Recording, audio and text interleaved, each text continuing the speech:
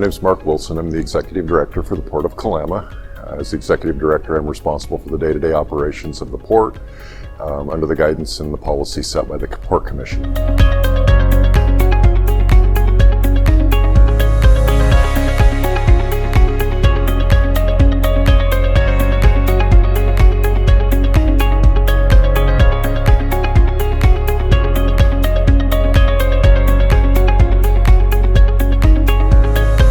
About 15 years ago, the community did a community planning effort, and it was one of those things where everybody comes together, brainstorms all of the things that they think that would make the community a better place to live, and then you develop this list of projects that you go out and execute. And one of those was a museum about the history of our community. We have a really rich history here for a relatively small town, a pretty diverse history.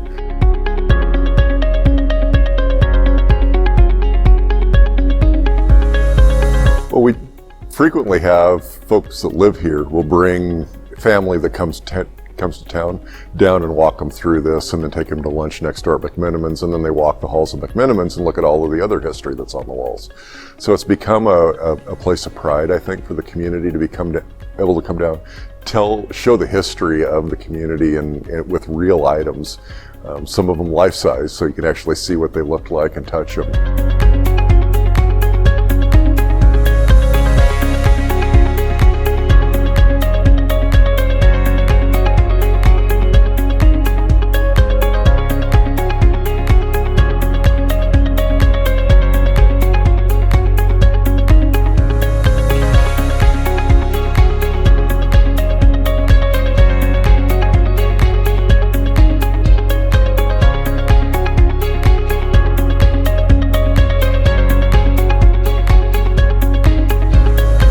There's just these funny collections of things that happened here that are tied to a lot of bigger things that went on in the greater development of the Northwest and the changes that happened.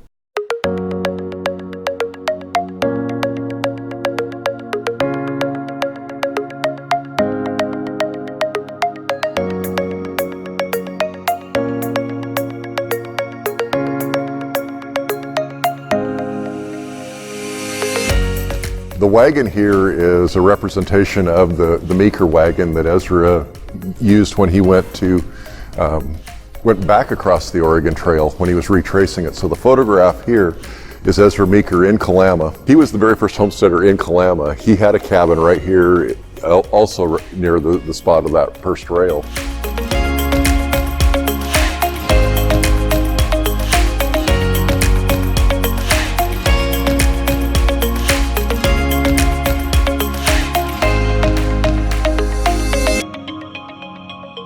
They drove the first spike of the Northern Pacific on the western end was here in Kalama.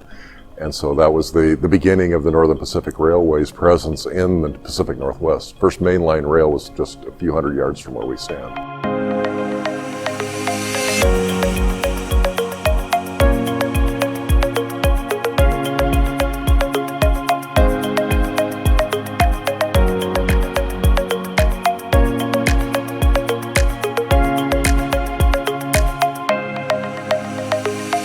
The Tacoma Ferry was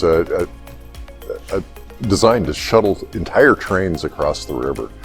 And so these steam locomotives would come into town, they would break the trains down with a switching locomotive, load onto 3 rail sets across the deck of the ferry. Steamer would paddle across the river, and then they'd offload it on the other side. The story of the ship being built, or the boat being built clear over on the East Coast, taken apart, shipped clear around the Horn, and reassembled in Portland before it was put into service. So it ran for about 25 years. I think it was roughly 1884 to 1908. Last run was right after Christmas of 1908, and then they shut it down.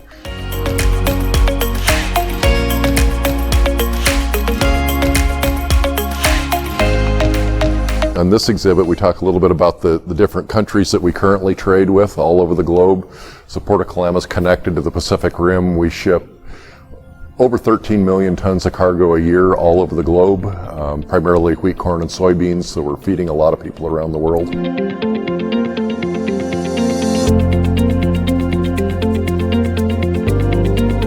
When we were developing the interpretive center, we contacted the Cowlitz tribe about providing a canoe for this, because that was one of the very earliest forms of transportation and technologies for trade. This is carved from a cedar log, but this is only half of the log. The other half of the log has a sister canoe that the tribe made for themselves.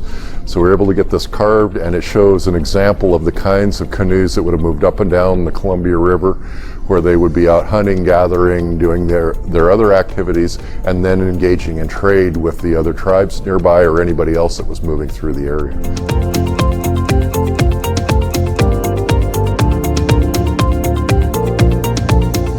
This story is kind of fun too, because the person that found it was a commercial fisherman that lives here in the community, and he was clearing his drift so that he could drift his net through a stretch of the river.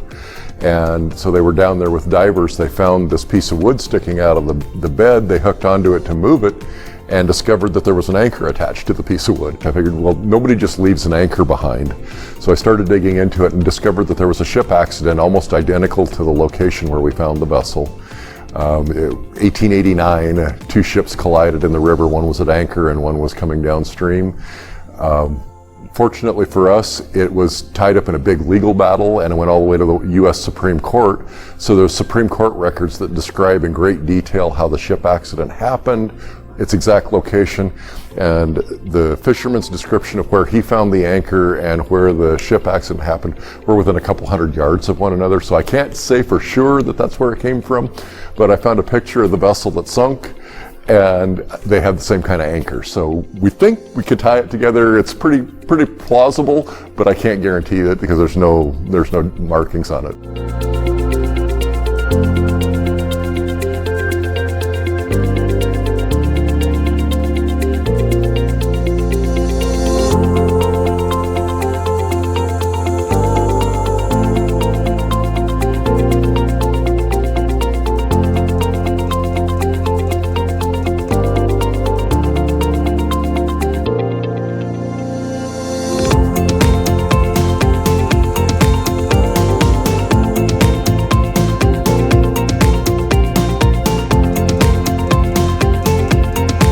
There's a lot more here than meets the eye.